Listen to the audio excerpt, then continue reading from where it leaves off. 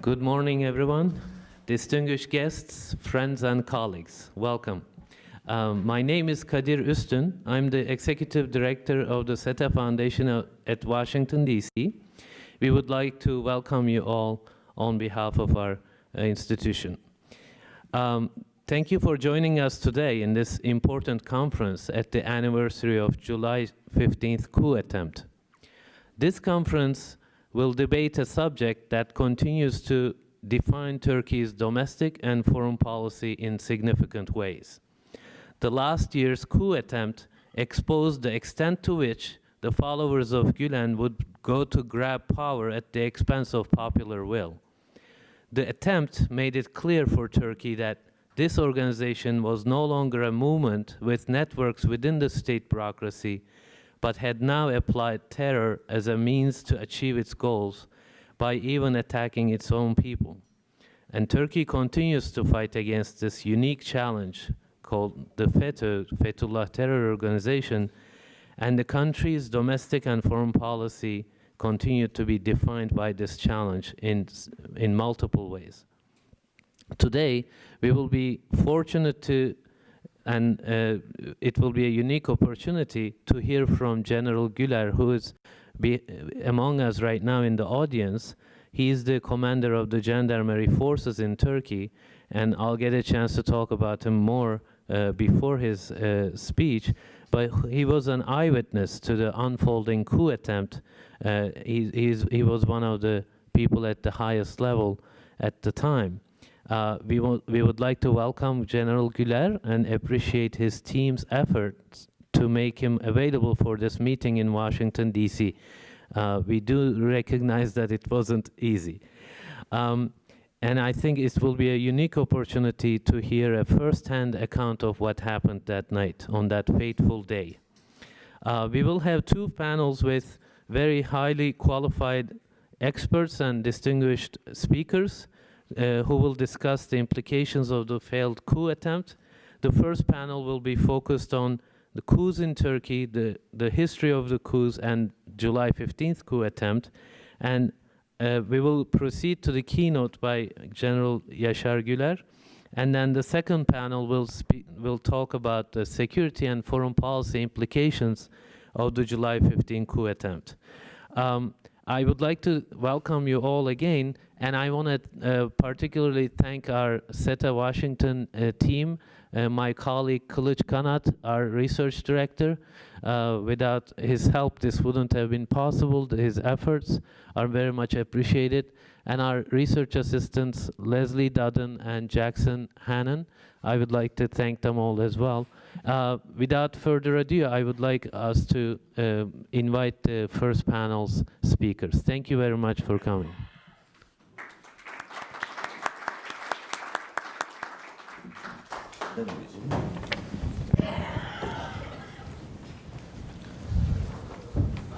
Thank you very much for coming today, and we will start our first panel. The first panel will be on the coups in Turkey and specifically on July 15 coup attempt. And we have four very qualified and expert speakers on the issue of the coups and the last coup attempt. And I will not spend time with the introduction because they are well known. So we will start the panel immediately. I will not waste any time at this point. We will start with Professor Hakan Yavuz. Hakan Yavuz is a professor at Utah University, and he is preparing a book actually on the July 15 coup attempt, which will be published by Utah University Press probably in fall, right? Yes. And we will ask his perspective on the July 15 coup attempt, and then we will continue with other panelists. Please. Okay, well, thank you. Thanks, Kılıç. What I would like to discuss today is four different competing and conflicting perspectives about the coup in Turkey. There are four different, again, competing perspectives. One, let me summarize these four perspectives. Then I want to examine each perspective and provide my own interpretation, because most of my work, what I did since my PhD dissertation, is very much on Islamic movements in Turkey, especially Gülen movement. I will try to examine, also bring the perspective of a Gulen movement and its evolution, its networks, and its role in the coup. These four perspectives, one perspective claims that the Gulen himself organized, carried out the coup through his secretive networks, both in the police force and also within the military as well. The second perspective, the first one is very much accepted by and not debated, but very much presented by the current government in Turkey. The second perspective argues that the coup was carried out by a coalition of factions within the military. And within the second perspective, there are two views. First, argues that, yes, it was a faction of a coalition of groups within the military, but the Gülenists was the glue. They organized, they brought these different groups together to carry out the coup. The second perspective, very much promoted by İlker Başbuğ. Later on, he changed his view a little bit, but in his book about 15 July, he still, you will see, he debates about the coalition of the groups within the military which carried out the coup. But he also argues that the Gülenists were critical in the formation of this coalition. The second, promoted by Metin Gürcan, he is a military analyst, a retired military person. He argues that the coup was carried out by a faction coalition of groups within the military. Gülenists did not play that prominent role. You had the Kemalist and nationalist, some opportunists, including the Gülenists. But what brought these factions together within the military was their anti-Erdogan feeling. That was the glue which kept this coalition of forces together. The third perspective argues that the coup was, again, within the third perspective, you have two arguments. One argues that the coup was staged by the current President Erdogan. This is the argument promoted by Fethullah Gülen himself in his interviews. He argued that this was staged, this was organized by Erdogan himself, and they compared the coup to German, the fire of the German parliament of 1933, that the Hitler, according to some historians, carried out the fire in 1933 in order to suspend the German constitution and also violate the basic human rights. And within the same group, they argue that, yes, something like the German parliament fire happened, but it only provided opportunity for the current government, Erdogan, to expand his power. The fire was not organized by AK Party or Erdogan himself. So these are the two somewhat competing but the similar argument within the third perspective. The fourth perspective, promoted by Kemal Kılıçdaroğlu, the current opposition leader of Turkey, he argues that the coup is a controlled coup. And Kılıçdaroğlu also had an op-ed in yesterday's New York Times, but Kılıçdaroğlu is very clear that the coup was carried out by the Gülenists within the military, but he says both the intelligence and military with the information and the support of the government, they try to control the coup and also use this coup to expand their power. So these are four different perspectives about the coup. Now I want to move to the second part of my talk and try to examine each perspective in terms of the pros and cons on the basis of the evidence and and let you to decide, because it is still an ongoing debate what is happening in Turkey. Still, we don't have entire facts yet. I think it will take some time, at least 5-6 years, to find out what really happened. Now, as far as the first perspective is concerned, that the Gülen organized, carried out the coup, I would argue that by knowing the networks and the goal and the evolution of the Gülen movement, it is more plausible argument, it is more likely that the Gülen was aware because of this, what took place within the military. There are several reasons for this. One, the Gülen networks very much, there are 3 stages of the Gülen movement. First, what I call it at the period of Jamaat, from 1970 to 1993, under the death of former President Özal.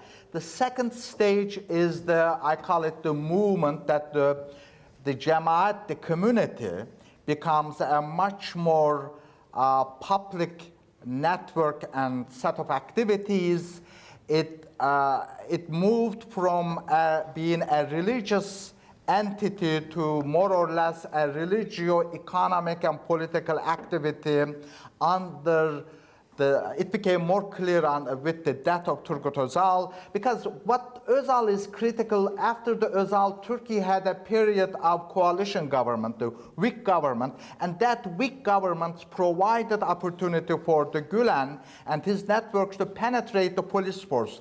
The police force, especially the police academy, I would say are critical in the power of the Gülen movement, and that penetration into police force started with the ANAP government when Abdülkadir Aksu was the Minister of Interior, when the Gülenists totally controlled the police academy. When the police academy in Ankara became the center, operational center of the Gülen movement, I think it became much clear in 2002. With the AK Party came to government, and I would say more or less AK Party allowed the Gülenists to run the government. Ministry of Interior, Ministry of Education, Ministry of Justice. It was a coalition between the Gülenist movement and AK Party, because AK Party didn't have the trained bureaucracy or the manpower, so they more or less relied on the Gülenist movement. So with the police academy is critical because by definition, the job of the police is a criminal activity. So the Gülenist movement, by controlling the police academy, it penetrated into the police academy, but the police academy also penetrated into the Gülen movement. So you had mutual penetration, and I would say in that mutual penetration, the mentality of the police activity, police work, very much dominated the Gülen movement. And in 2002, I would say, especially between 2002 to 2004, entire police force, more or less controlled by the Gülenist networks. So the third period of the Gülen is, I call it the period of FETÖ, or it became more or less a business, political, criminal network. That period, that transformation starts with the coalition with the AK Party, unfortunately. These are the realities that we need to confront and face. So what I would say, the Gülen movement went through 3 major transformations. The last stage, more or less shaped by this close ties with AK Party. So after 2002, the Gülen movement came to a conclusion that it is more powerful than AK Party. And in 2011 election, the Gülenists, they wanted 100 seats in the parliament. That was rejected by Erdogan. And I would say that was the reason, this conflict and confrontation between the two groups, the Gülenists on one hand, AK Party on the other hand, that the Gülenists had too much to lose in this confrontation, but they were also somewhat confident that they would win this confrontation against the government. I would argue that given the transformation of the movement, given the after 2007 presidential crisis, the Gülenists became much more powerful. In 2010 constitutional referendum, the Gülenists totally controlled the justice system in Turkey.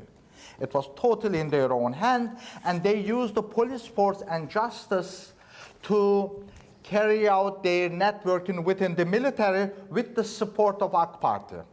So we have the destruction of the military, and in this destruction of the military through the court cases, I would say, very much carried out with the police and the judiciary with the help of the AK Party. So we had really a sad, unfortunate development and situation in Turkey.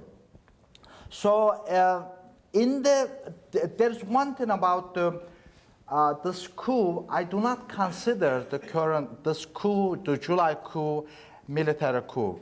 It's a civilian coup.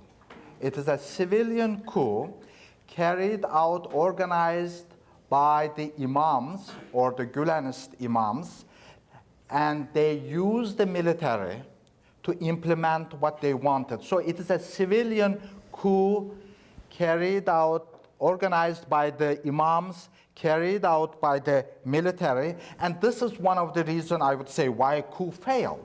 Because if you compare the previous coups in Turkey, always it was organized, carried out by military. There was no civilian intervention. But in this case, in the case of Adil Öksüz, who happened to be the key and critical imam, he's now disappeared. No one knows where he is. But he and a number of other civilian imams played an important role. There is no single military imam. This is something very important. All the imams are graduate of divinity schools in Turkey, ilahiyat fakülteleri. And because there is this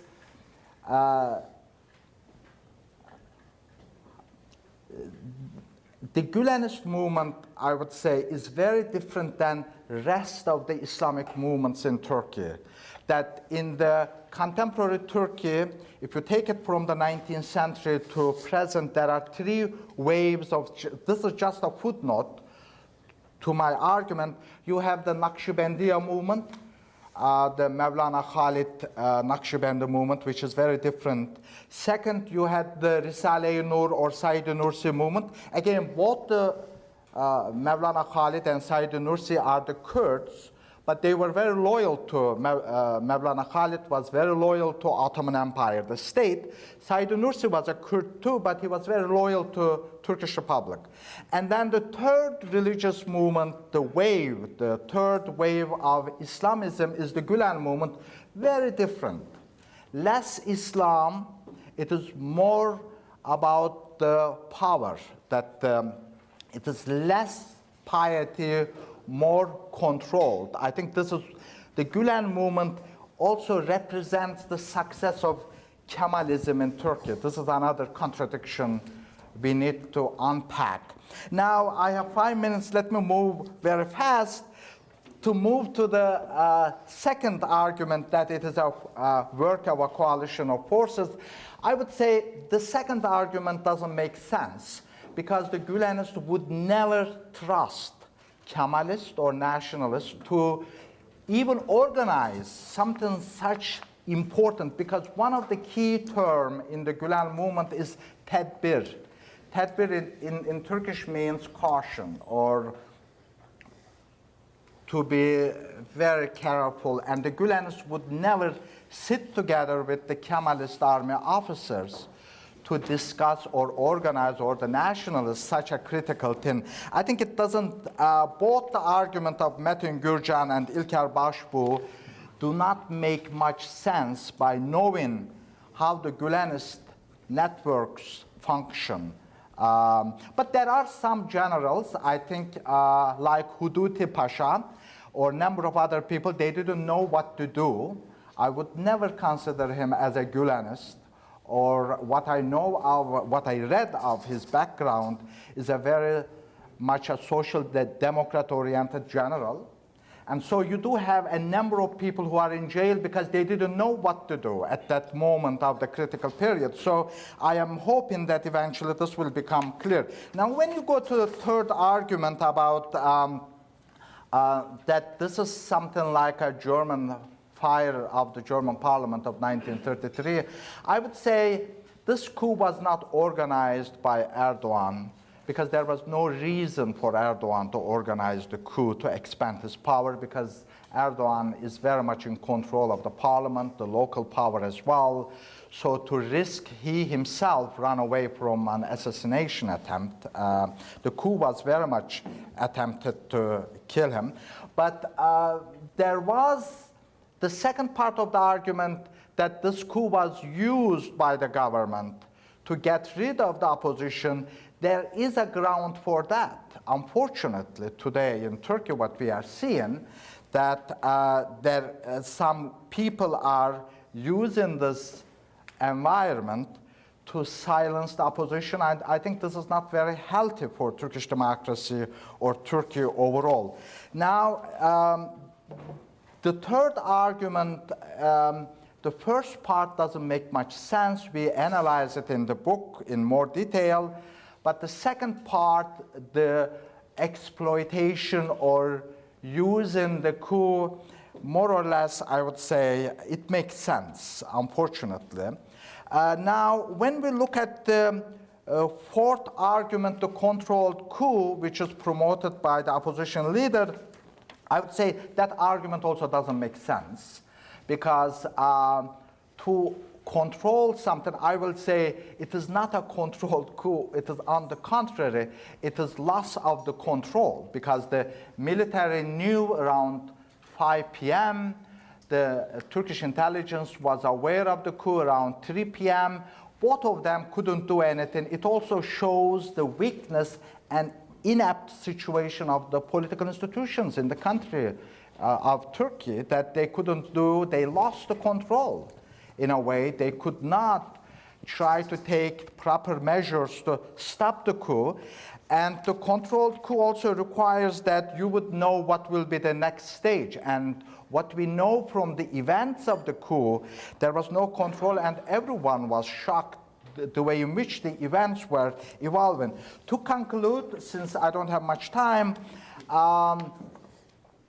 the coup carried out by the civilian, by the, I would say it is more or a decision, something like a coup, could only be given by the Gülen himself, by knowing how the Gülenist networks evolved historically. The Gülen is fully aware. This doesn't mean every teacher, every doctor who is a member of the movement in Anatolia or in Germany or in United States is aware of the coup. So we also need to be very careful not to treat the entire movement or equate and treat all of them as a criminal activity. I think that is one of the mistakes made by the government as well. But the Gülen very much made the decision. The coup very much carried out by the civilian, ordered and planned by the civilian imams, and it was carried out by the Gülenists within the military. And these Gülenists in the military, they were very much worked. Each officer had some imam he was working with, and they didn't know each other who is the Gülenist as well.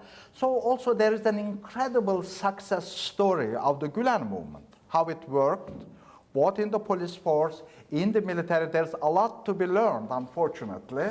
how these networks using both the religion and the modern networks and create such a powerful glue to shape the future of the country. And I will end here. Thank you. Thank you very much. Second speaker, Ravza Kavakci. She is the deputy chairperson for AK Party, and probably she will answer some of your questions because she was in the committee for investigating July 15 coup attempt. Please. Yes. Thank you very much. It's very nice to be here. I think we need to take a step back and maybe look at a little bit how did it all start. When we were in the committee investigating the SETA coup attempt and also how it came about, how did they come about, how did it form, and how it came to the day of the coup attempt and the aftermath, when we were investigating it, we went back to 40 years, documented.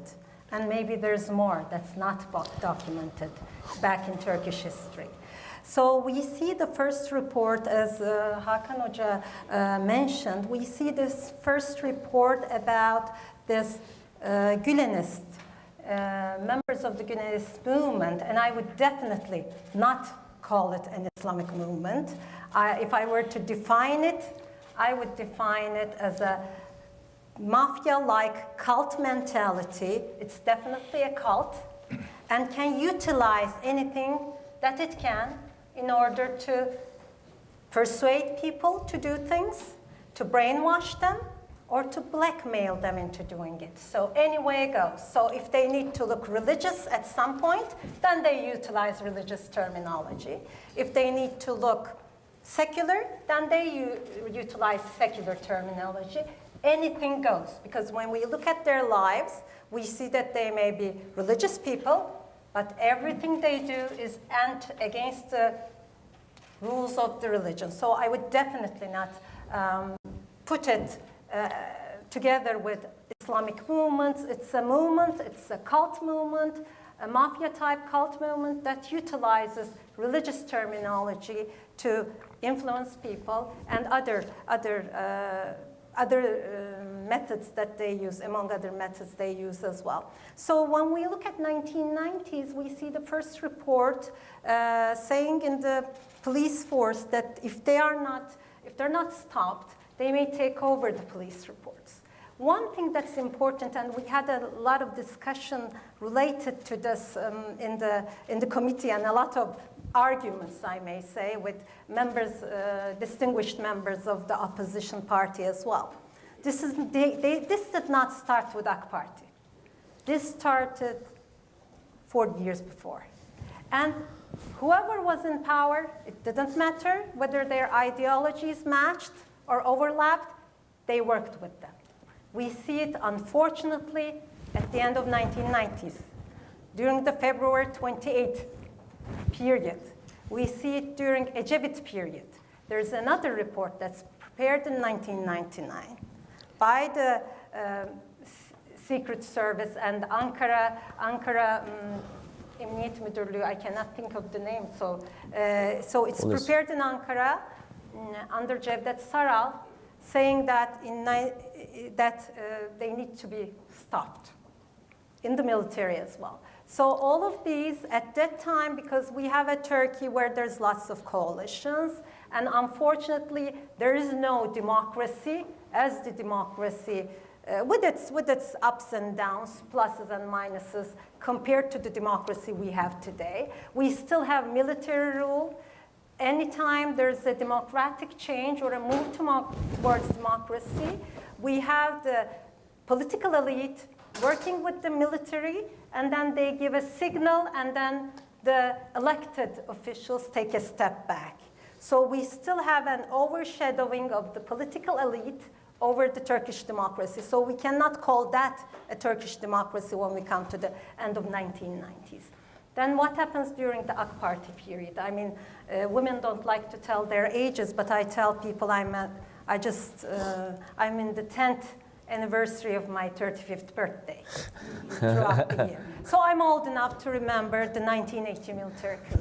And I listened from my grandparents the first few years of the Republic, the challenges they had after the War of Independence, Kurtuluş Savaşı, and the things that they suffered through after 1960, after Adnan Menderes period, and everything, the democratization process, even within my family, I see it, what were the human rights violations and how did it come to this day. So after 2001, we see that there's many different factions in the society. We see AK Party come out, and then they gradually gain power, and there's this struggle trying to get rid of, with also the democratization process, trying to get rid of military tutelage that existed, and that gradually happens.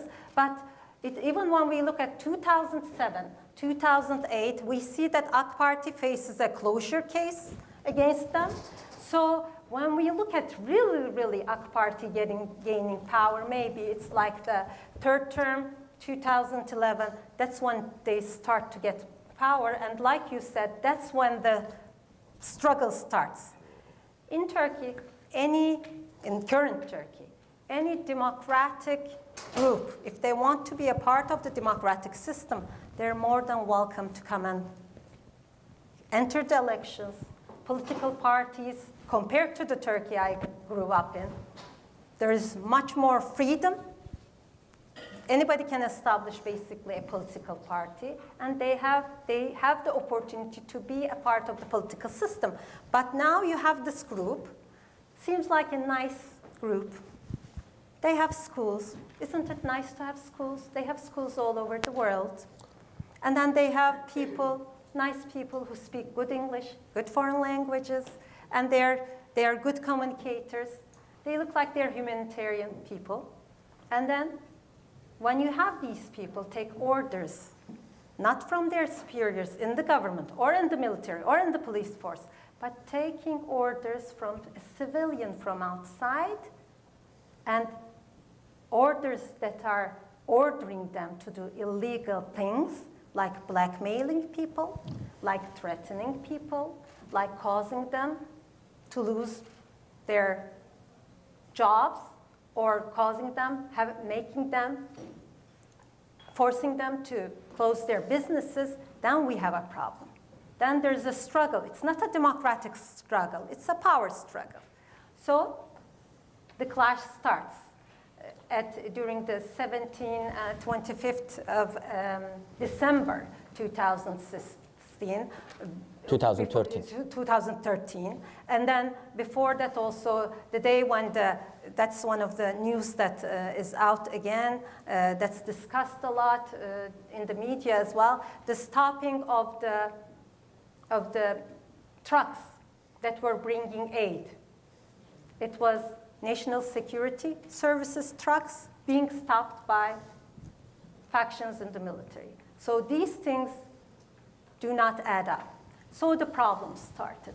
But when we come to, I don't know how much time I have left, so I'll have to fast forward and jump ahead. When we come to the day of July 15th, I was there.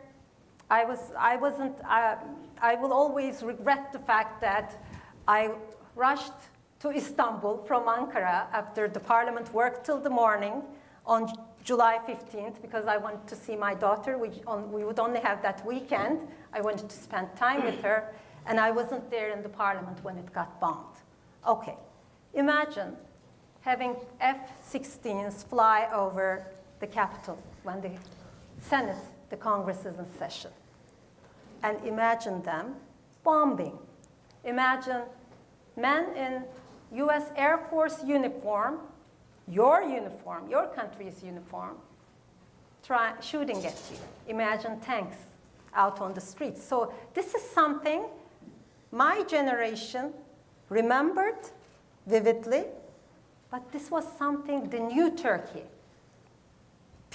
Children at the age of my daughter, 20 years old, they didn't know. They had no idea about something like this could happen. They couldn't imagine. It was something they could see on the movies.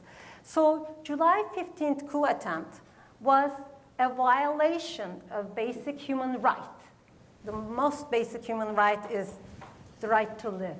of 80 million Turkish citizens, and also citizens of other nations like the 3 million Syrians that we support physically and within our borders and outside as well, and other people all over the world who were looking up to Turkey for humanitarian help or some other forms of support. So this was one of the biggest attacks any democratic country, maybe within this modern history, has gone under and survived.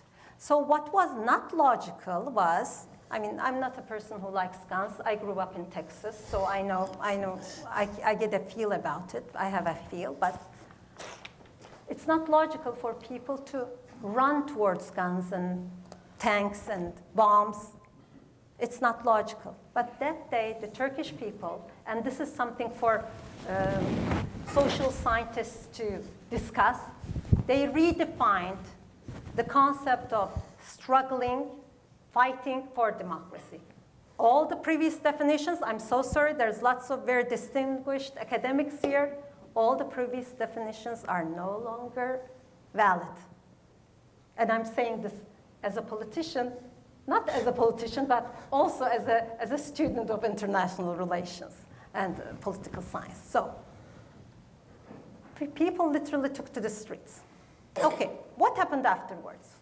Immediately, unfortunately, very, very disappointingly, we found out that our wonderful, wonderful allies and friends were waiting it out. Some of them are the very allies and friends who would immediately travel to Turkey when they hear about a rumor of some kinds of human rights violations, or some kinds of violence. They would immediately be there. They were keeping quiet. They would be ready to criticize Turkey harshly, sometimes maybe rightfully, but no, we did not hear anything. This was very, very disappointing for the Turkish people to see. And then the aftermath of the coup attempt. Yes, it is difficult to understand. The numbers may seem big, but Turkey is not, as I mentioned, it's an 80 million population. There are those who want to establish the argument that there's no rule of law, but believe me, the rule of law is upheld in Turkey, and it is not just about gaining more power or punishing the opposition. Believe me, I work with them. We have pretty good opposition in the parliament and outside as well. But no matter what your position is, and I'll end with this, no matter what your position is, you could be a doctor, you could be a lawyer, you could be a journalist, you could be an academic, you could be a high-level military official, you could be a member of parliament, or you could be a doorkeeper in a building.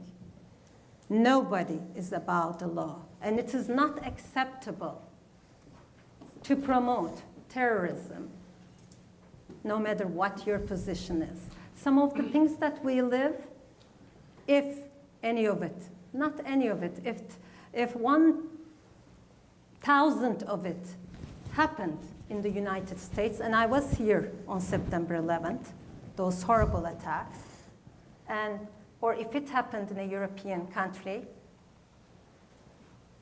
things would be much worse.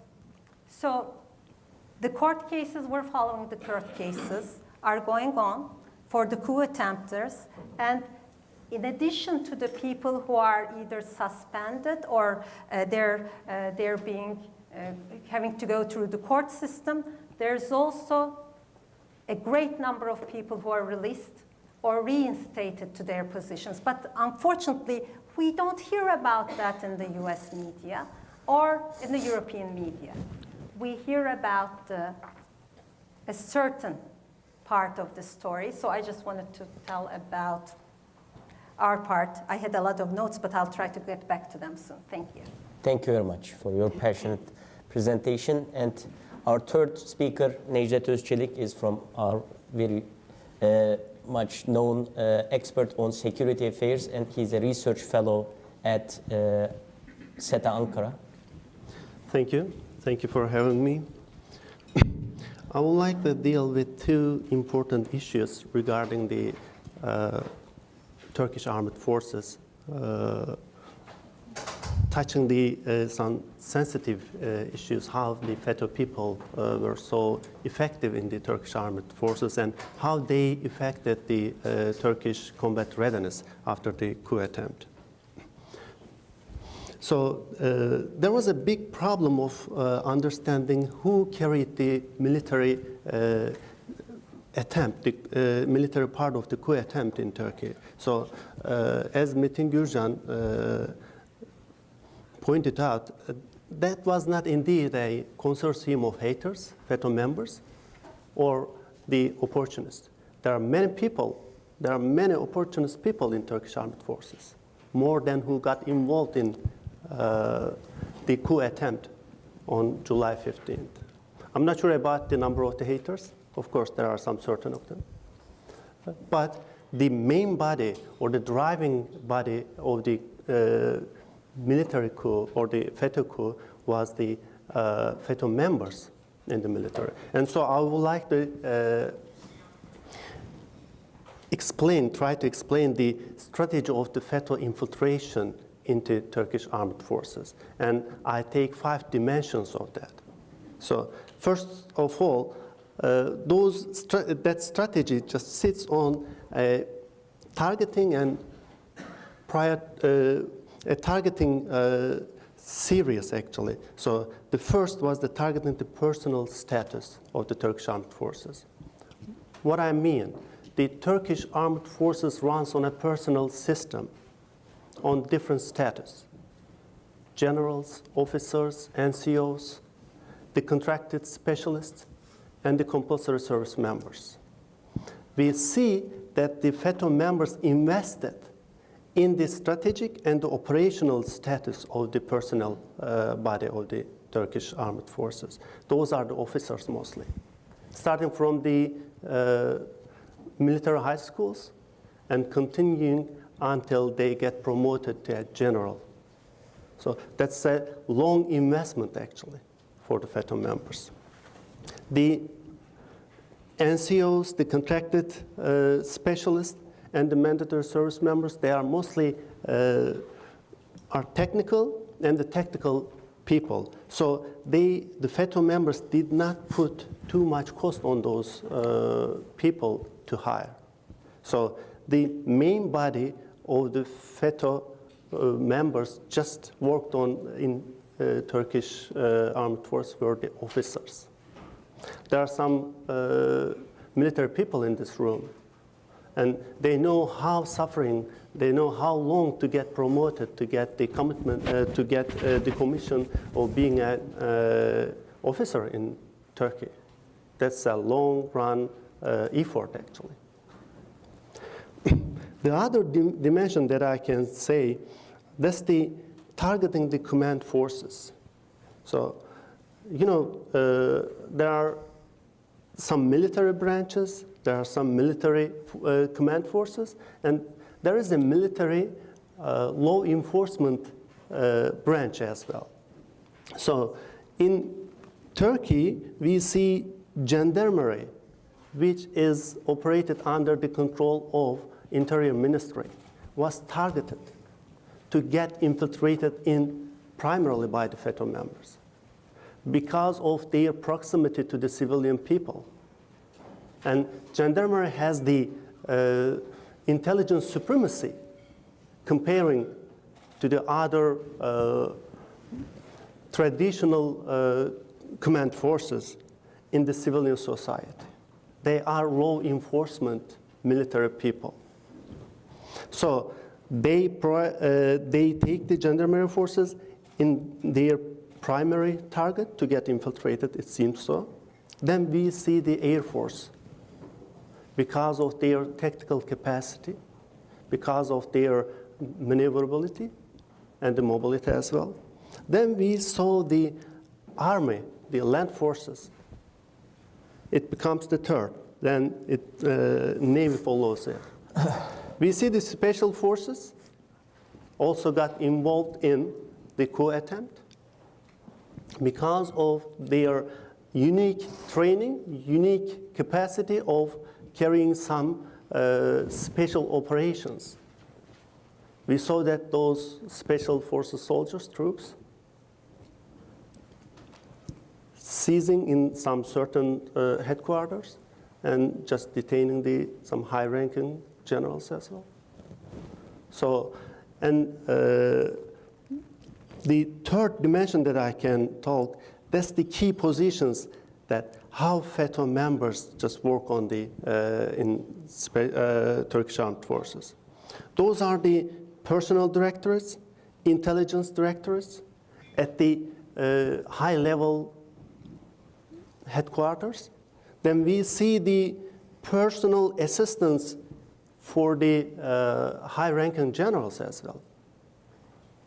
And the close protection soldiers and the AD de camps as well. They were the 5 important roles in military that the FETÖ members just took those positions to keep close to the commanding generals and to operate the personal strategy in Turkish armed forces and the intelligence strategy as well. In personal case, at General Staff Headquarters, there's a directorate named as the Personnel Management Directorate. Under that directorate, there's a small branch of that. That branch is responsible for promoting and promoting the generals, sending the military people, assigning them to the foreign countries, to NATO cadres as well. That is a key location, and that was important for the coup attempt, actually. And they were able to seize that office. Mehmet Partigöz, he served in that office for many years.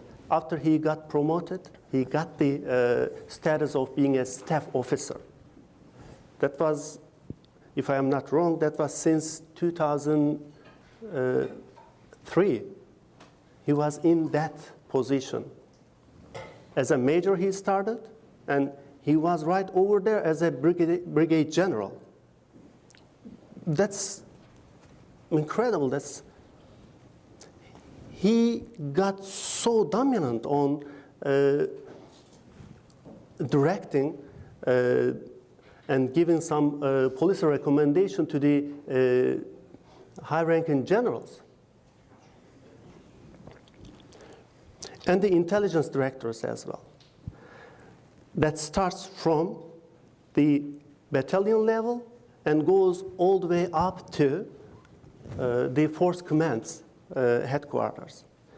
Those 2 directors were captured, seized by the FETÖ members, and the FETÖ policy was directed through intelligence and the personnel strategy. The 4th dimension that I can point out is just to make some staging during the service cycle of a military personnel. So that starts from press school, goes together with the military school term, and during the active duty, and then the post-service period is also important for the FETÖ members. And in pre-school period, we see high level of motivation, and those people who are just motivated to get in the military school at their age of 13, 14, before the high school. And they got trained, they got tutored in the FETÖ houses, tutoring centers as well.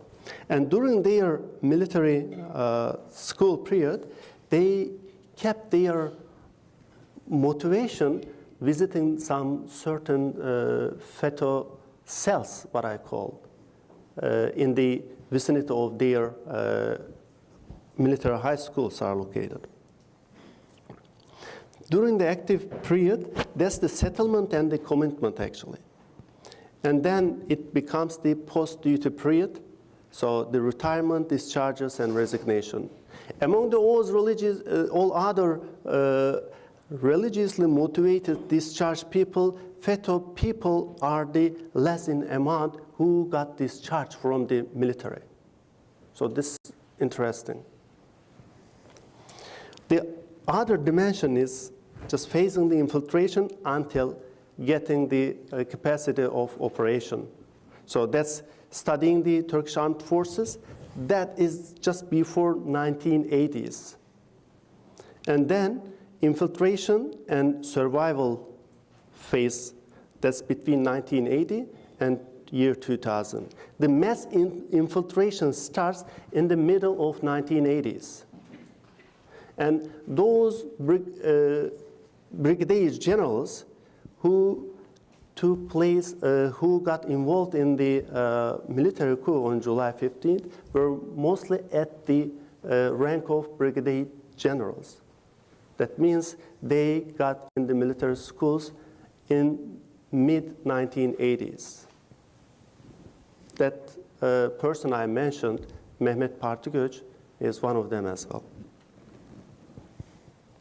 Then we see settling, expanding, and strengthening period.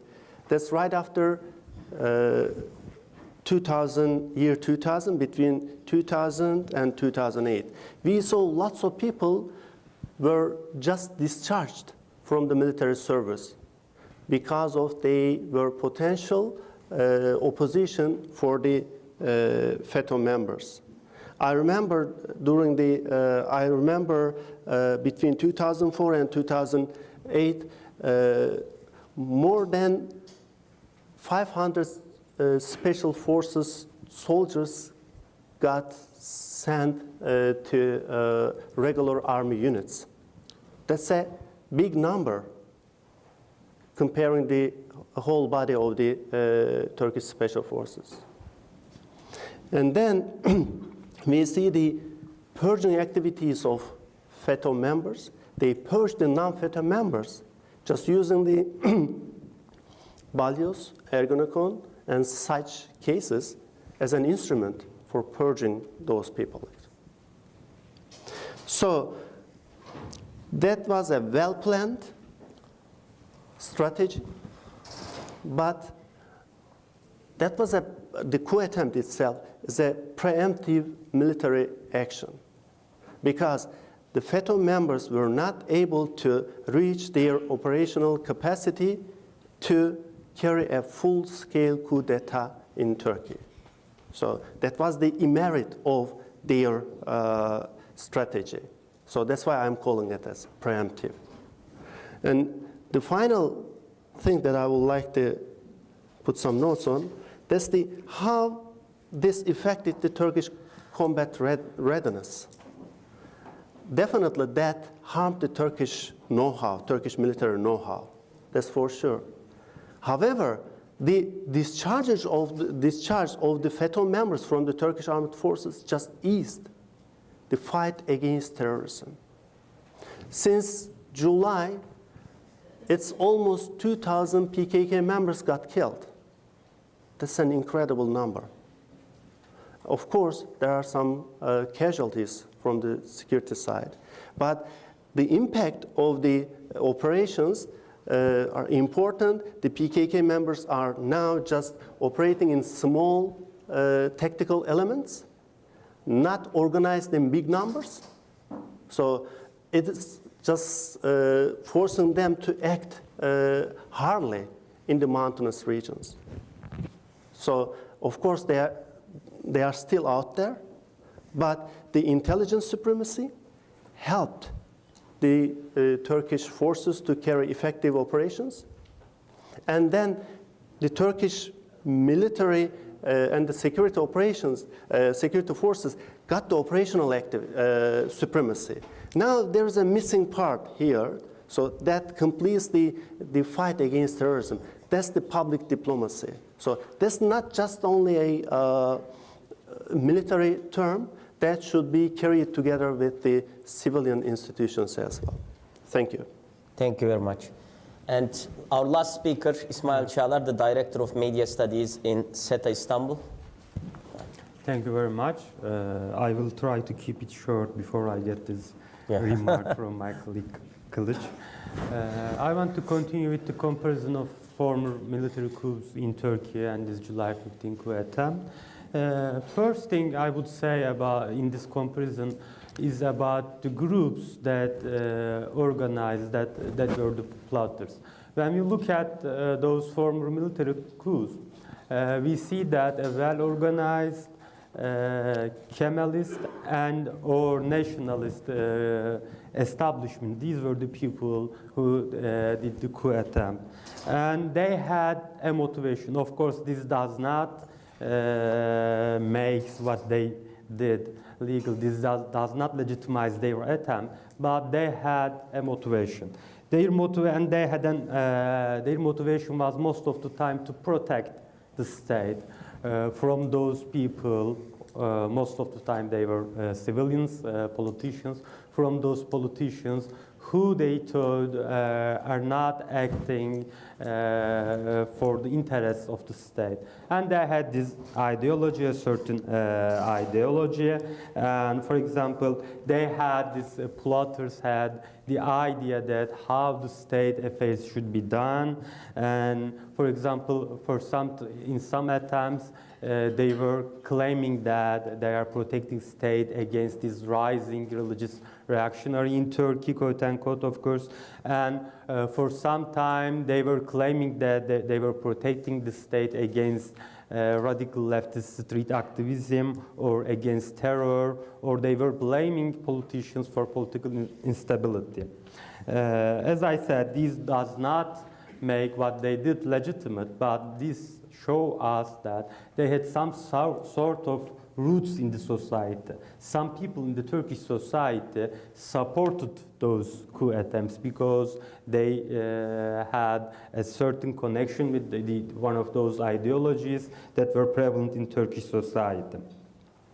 And when they look at the patterns of former military coup attempts in Turkey or coups, what we see that they were successful coups in that sense that military was successful to taking the control of the country. They fixed military after taking the control of the country. They fixed what they thought was not working properly, and then they claimed that they restored the order, and then they returned to their barracks. So these military rules after coup attempts in Turkey, after coups in Turkey, are not lasted years and years and years. They have a pattern of 2 or 3 years. And as I said, those former military coups were against politicians rather than being against people, ordinary people in the streets. But when we look at this last coup attempt of July 15, what we see is that, first of all, there is not an ideology in that sense. We have a criminal group, what we call now as a terrorist group, but they do not have a certain ideology as we know it. For example, I mean those ideological streams in Turkey. For example, we cannot say that they are leftists, or we cannot say that they are nationalists or Kemalists, or we cannot say that, for example, they are Islamists. So in that sense, they do not have a certain ideology.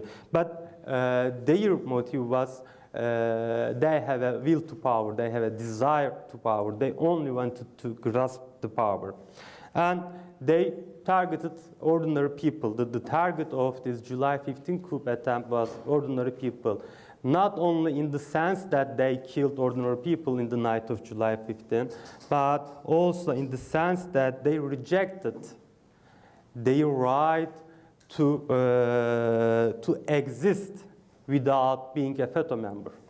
So these FETO members, in their imagine of society, every single individual should be a FETO member, should share the ideas of FETO. They do not have any space for different groups, for example, for a moderate Islamist or for a nationalist or for a Kemalist. And how can I say this? Consider that if this coup attempt was successful, Turkey will not be a better place for any of these groups. It will not be a better place, for example, for an AK Party supporter, or it would not be a better place for a Kemalist, or it would not be a better place for a nationalist. It would only be a better place for FETO members. And what I say more is that for some FETO members who were the members of this community, this criminal community, this terror organization, who were sympathizers, but who were not one of those active members, one of those headquarters, Turkey will not be also a better place for those people also. And should I continue or stop? You have 4 more minutes. 4 more minutes. And I know that, I understand that this is something difficult to understand for an outsider, because we talk about a secret organization, as other speakers said, they infiltrated in the state for 40 years, and what was their chance in doing this? What was the opportunity structures? If I lastly answer this question, I can say that it's this radical secularism policies in Turkey give a great opportunity structure to these FETA members, because once, for example, veiling his religious activity, his religious identity is a very dominant pattern in Turkey until last few years. So state had a sharp stance against, a critical stance against all of these expressions of religious identity, and FETO also utilized this case.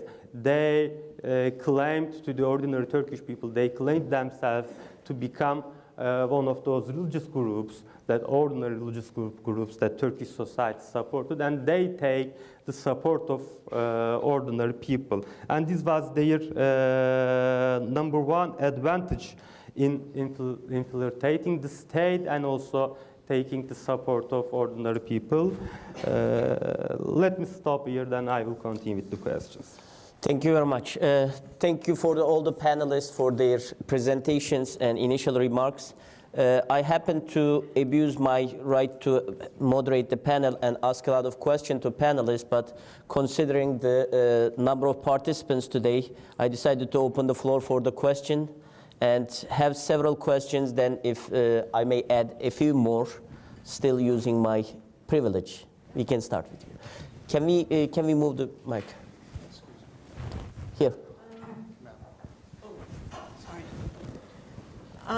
Thank you very much for a very good and informative panel. I have a couple of quick questions. For Professor Yavuz, I mean, you helped us understand basically the different narratives about who was involved, but it doesn't exactly address the issue of why 2016. Why was there an attempt by all of these potential forces that sort of either acted individually or collectively to push for this kind of change via a military coup? Why 2016 and not 2015, for instance, 2014? The second question is, there's no escaping the fact that the Gulen movement was an ally of the AKP until 2013. And therefore, labeling it now as a terrorist organization doesn't help us understand the kind of influence that they had in Turkish society, and also the alliances that they had with the AKP until then. This is a question that needs to be answered, not necessarily by saying they're engaged in criminal activities, we need to understand the politics that brought this alliance between the AKP and the Gulen policy, the Gulen movement, and then, of course, the parting of ways. Thank you. Thank you. We can have another question by the gentleman. And Thank you very much. Yes, it was a very informative presentation. There were many occasions when one of the panelists used the term feto. I wonder, when was that term first used and who invented it? thank you.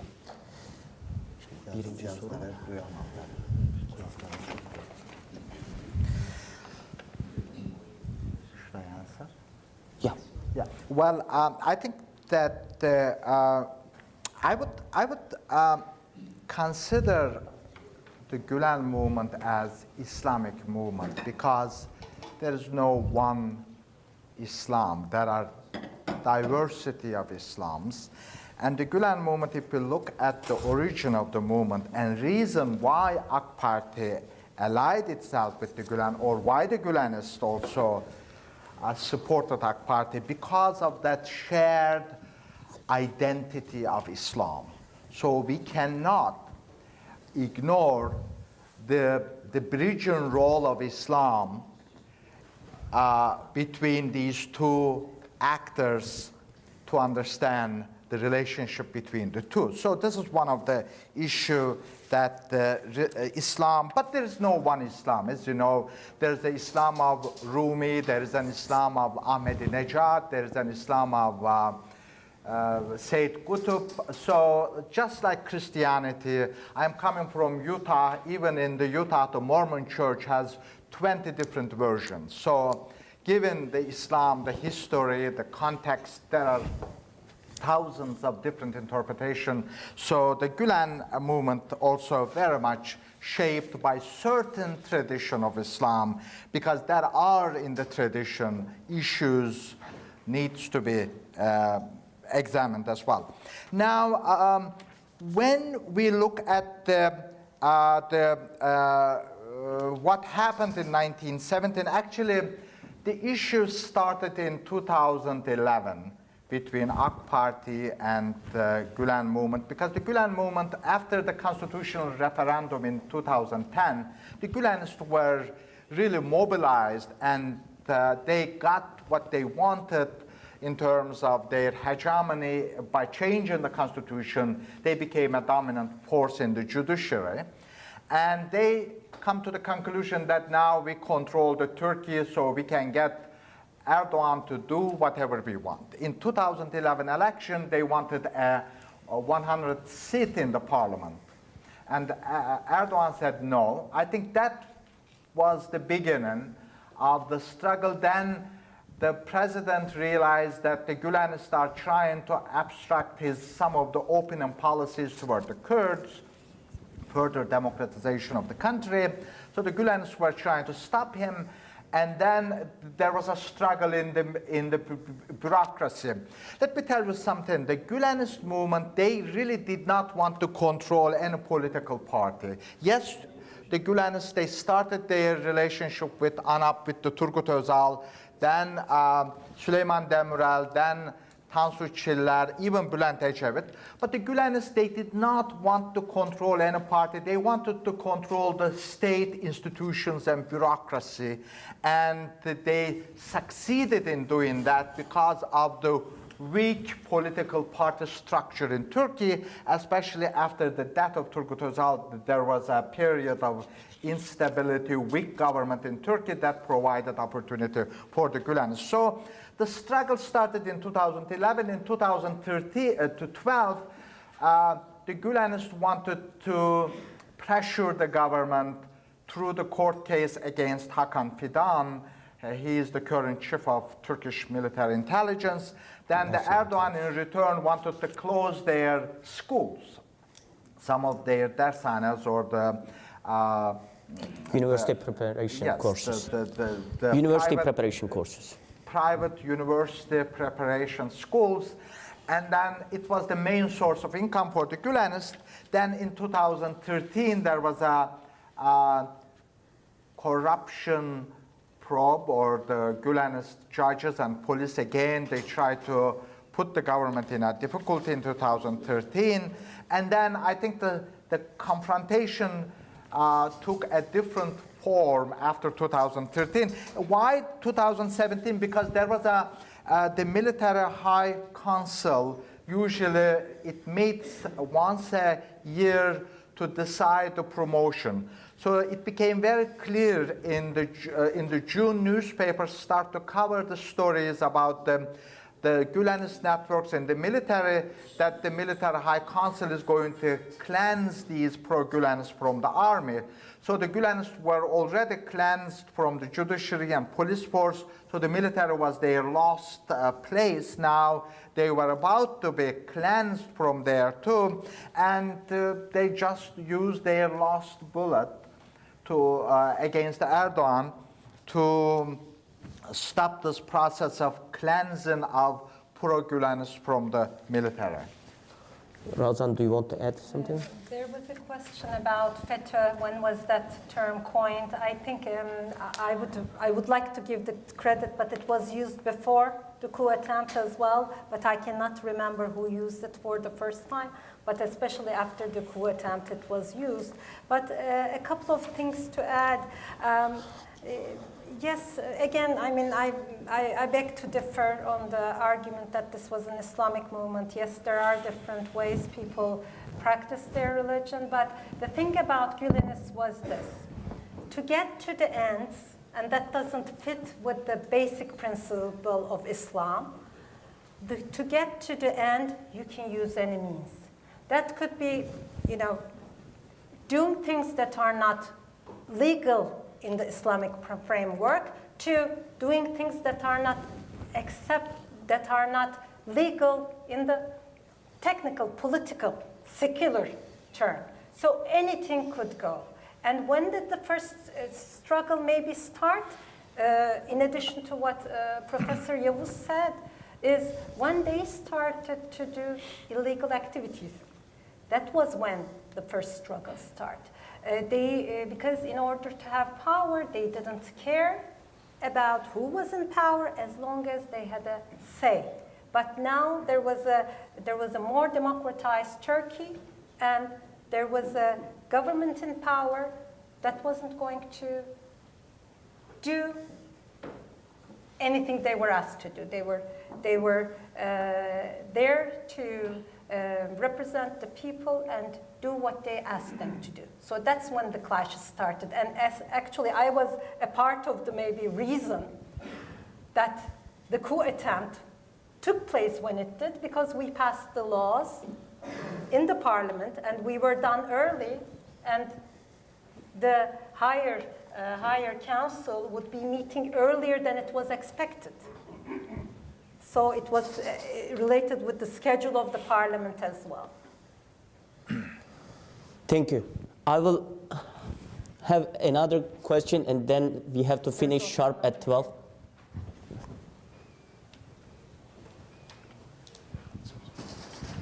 Thank you very much. A very interesting discussion. You talked about democracy, particularly Ravza Hanım talked about democratic institutions. In this country, for example, we have a president who's attacked directly the media of this country, calling the media the enemy of the people. In Turkey, for a number of years now, you've had the arrest of journalists, you had government, I think, or colleagues of Mr. Erdogan taking over the media, various places. You've arrested media editors of newspapers and so on.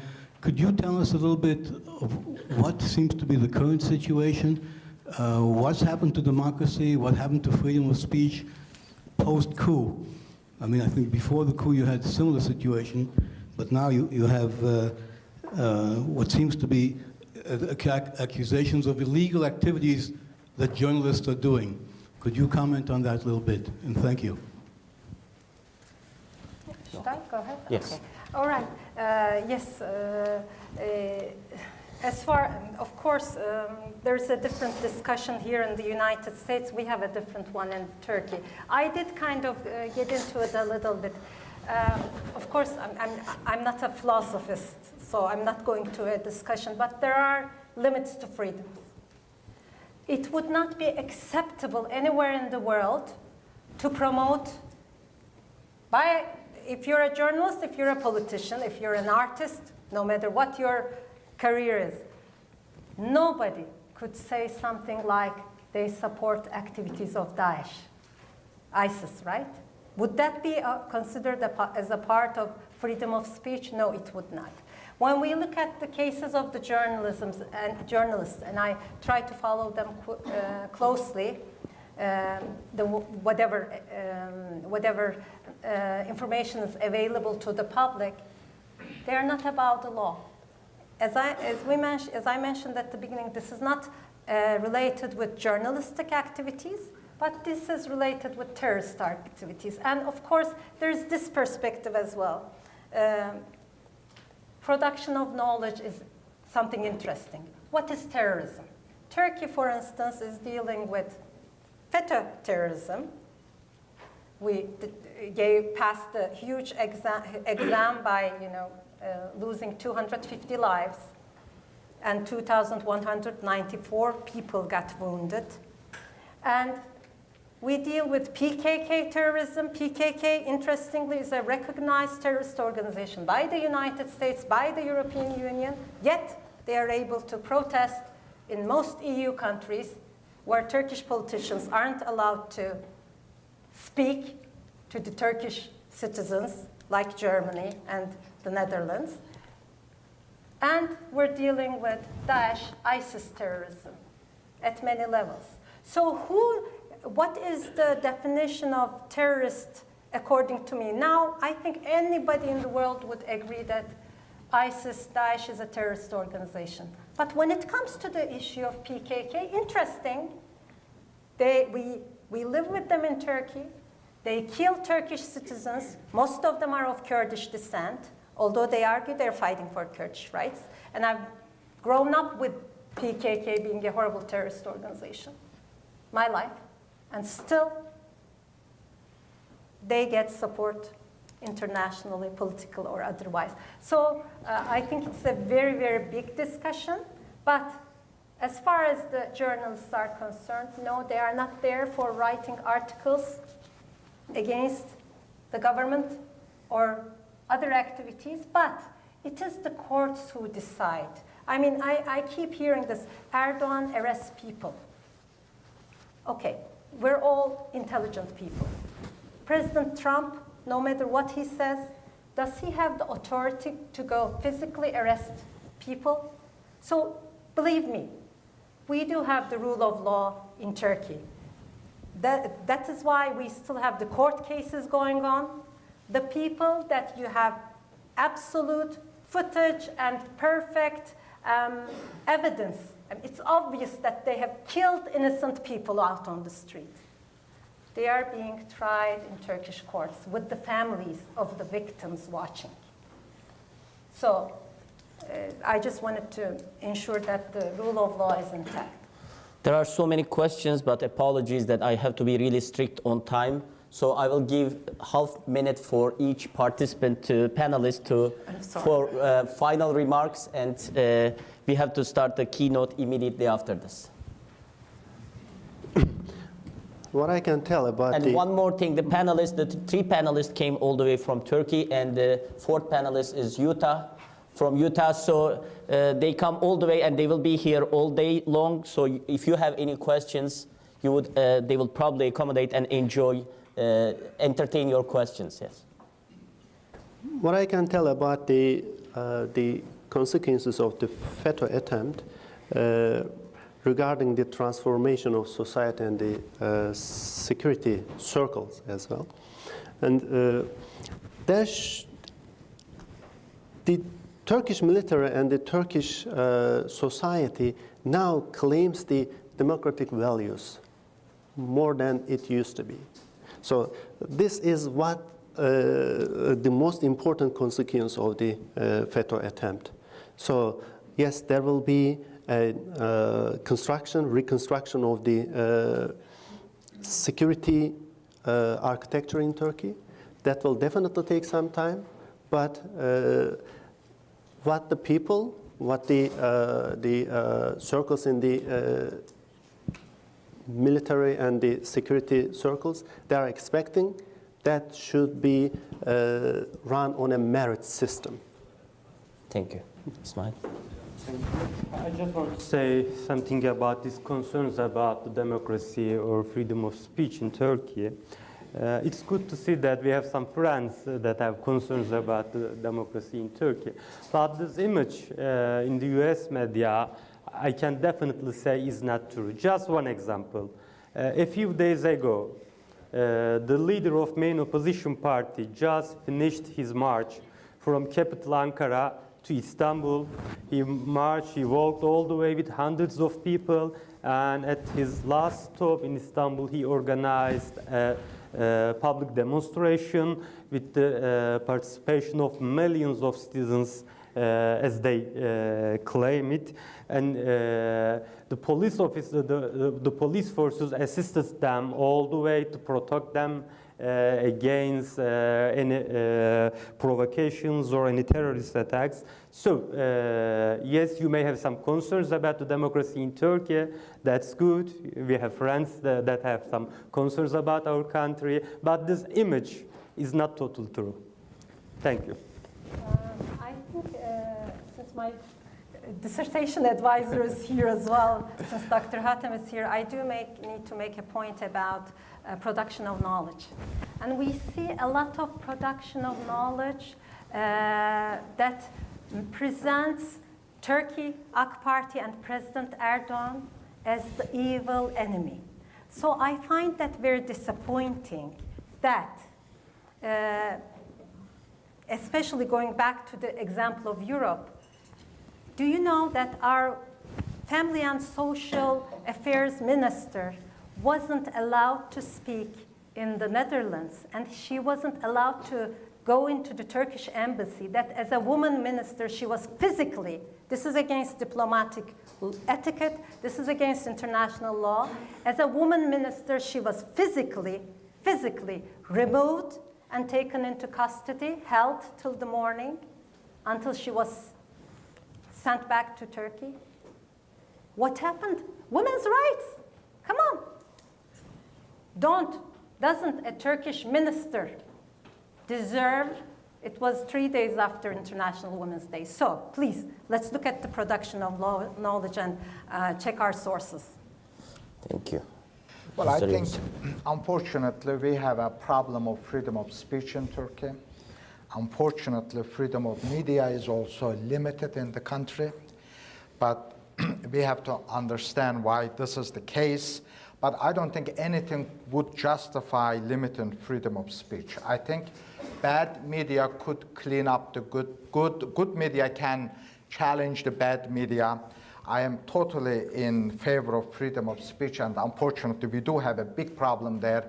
And Turkey doesn't deserve this image outside as well. I do believe that, I am hoping that this is not going to be a permanent, it is going to be a temporary. But there is also a larger problem, I tend to agree, that is dehumanization of Turkey and especially President Erdogan. I think it took a very rigid form that some of the people cannot analyze Turkey properly because of this dehumanized, anti-ideological attitude toward Erdogan. And behind this anti-Erdogan, anti-Turkey mood, I see in the liberal media, there is, I would say, Orientalist, Islamophobic, Turkophobic ideas also play a role. But by saying this, we also, as Turk, need to question ourselves. Yes, we have a major freedom of speech issue in the country. And this is, I am again hoping that this is not going to be a permanent. And I think Turkey has a major crisis right now. Turkey did have crisis in the past as well. Turkey usually muddles through, and I am hoping that this time too, we will overcome this with the support of the domestic forces inside the country, also some external support from outside as well. Thank you very much. Thank you for the panelists, and please join me to thank you for them. Thank you. We will give a 5-minute break before setting the stage for the keynote.